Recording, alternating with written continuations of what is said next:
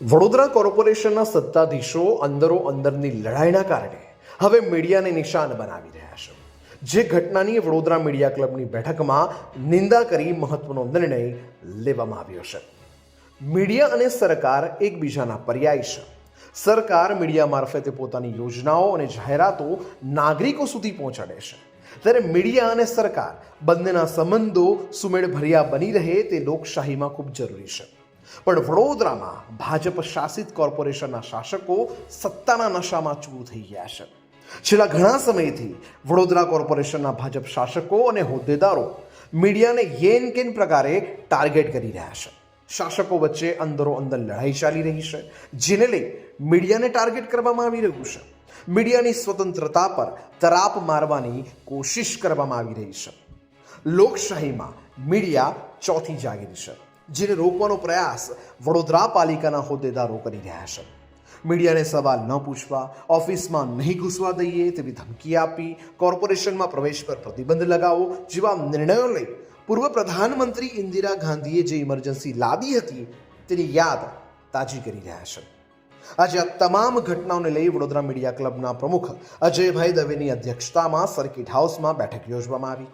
કોર્પોરેશનના સત્તાધીશોએ મીડિયા સાથે લડી લેવાનો મૂડ બનાવી લીધો છે, ત્યારે હવે વડોદરા મીડિયા ક્લબે એક ખાસ બેઠક યોજી આગામી દિવસોમાં મીડિયા જગતની સ્વતંત્રતા અને સ્વમાન જાળવી રાખવા માટેની કટિબદ્ધતા વ્યક્ત કરી છે.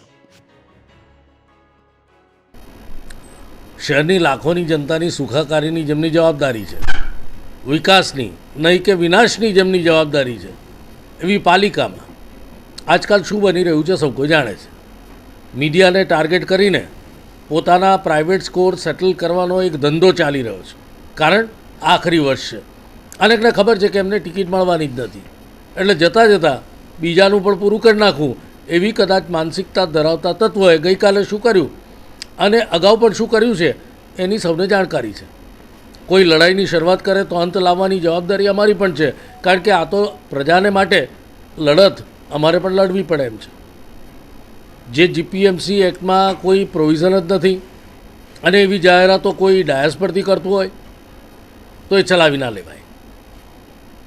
વડોદરા મીડિયા ક્લબ તરીકે અમે જે લડતની શરૂઆત થઈ છે એ લડતને કયા માર્ગે લઈ જવી એમને આવડે છે અને અમારે જાહેરાત કરવાની કોઈ જરૂર નથી.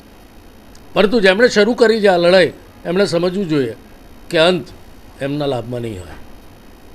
હવે પછીની આવી કોઈ પણ કોશિશનો જડબાતોડ જવાબ પણ મળશે એટલું સત્તાધારીઓ સમજી લે, કારણ કે સત્તાધારીઓમાં જે જૂથબંધી છે એ જૂથબંધી હવે પાલિકામાં મીડિયા વિરુદ્ધ છતી થઈ રહી છે.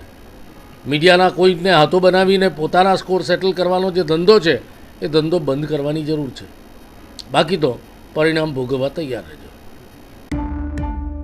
સબસ્ક્રાઇબ કરો ફેક્ટ ફંડ ન્યૂઝ ચેનલને અને યુટ્યુબ ઉપર બેલ આઇકન દબાવી સમાચારોની તમામ અપડેટ મેળવો.